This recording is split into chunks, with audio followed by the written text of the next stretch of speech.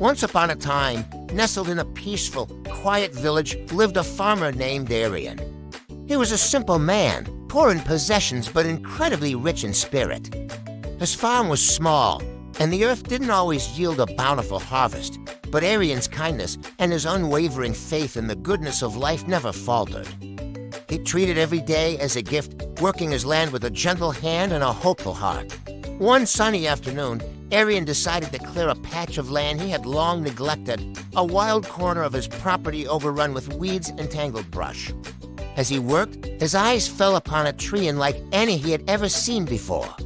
It was ancient and majestic, its trunk thick and gnarled with age, and its branches reached towards the sky like a king's arms. It seemed to hold a silent wisdom, a presence that made the air around it feel different, sacred. Arian picked up his axe, ready to clear some of the lower branches. But the very moment the cool steel touched the rough bark, a voice echoed through the clearing. It was a deep, gentle voice resonating not just in his ears, but in his very soul. "Please," the voice rumbled, "do not harm me." Arian froze, his heart pounding in his chest. He scanned the area, looking for the source of the voice, but he was completely alone. He looked back at the tree, and his eyes widened in disbelief. Slowly, as if waking from a long slumber, features began to form in the intricate patterns of the bark. Two deep-set eyes, a long, woody nose, and a mouth formed from a curved crack in the trunk. The ancient tree was looking at him. It was a talking tree. Arian, though startled, felt no fear. The tree's presence was calming, its voice kind. The tree spoke again, explaining that it had watched over this land for centuries and had seen the goodness in Arian's heart. It promised him a treasure beyond his wildest dreams, a reward for his honest and hard-working nature. But this treasure would not be given freely. Arian had to prove he was worthy, to show patience and trust by completing 3 tasks. The first task sounded simple enough. The tree asked Arian to bring it fresh water from a mountain spring every single day for 1 full month. Now, the spring wasn't just around the corner. It was a long, arduous walk up the winding mountain path. For a farmer who was already exhausted from a full day's labor, this was a significant commitment. But Arian, with his steadfast spirit, accepted without a moment of hesitation or complaint. Every morning before sunrise, he would take his bucket and begin the long trek. The path was steep, and the bucket, full of crystal-clear water, felt heavy on the return journey. His muscles ached, and sweat beaded on his brow, but he never missed a day. As he poured the cool water onto the tree's roots, he felt a strange connection, a sense of purpose. He was nurturing not just a tree, but a promise. The tree, in return, seemed to stand a little taller, its leaves a little greener with each passing day. When the month was over, the tree spoke again, its voice filled with warmth. "You have shown patience, Arian. You have completed the first task. Now it was time for the second. For the next month, the tree instructed, you must come to me every evening after your work is done and tell me your story." Arian was a simple farmer, not a storyteller. He worried he wouldn't have anything interesting to say. But again, he agreed. So every evening, as dusk settled over the village and the stars began to pepper the darkening sky, Arian would sit at the base of the great tree. He was tired, his body weary from tilling the fields and tending his crops. But as he began to speak, the fatigue seemed to melt away.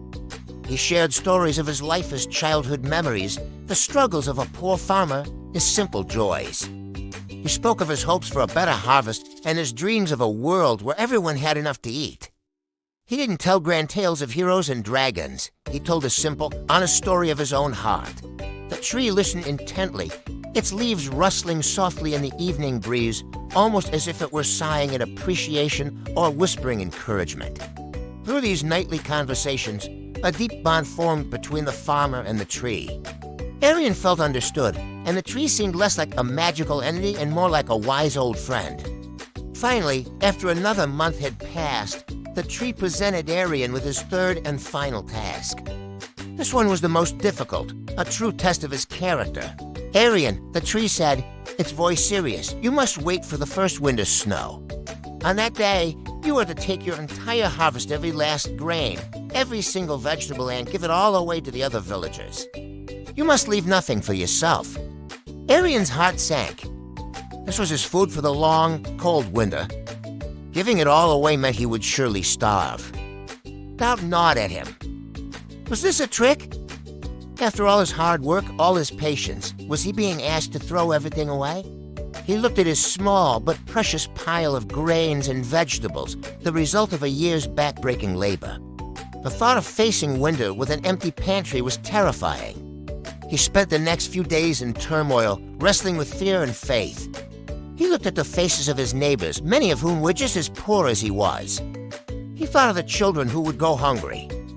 And then he thought of the tree, his wise friend, and the kindness it had shown him. His honest heart, the very thing the tree had first noticed in him, ultimately won the battle.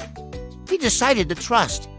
As the first delicate snowflakes began to drift down from the gray sky, blanketing the world in a soft white, Arian loaded his cart.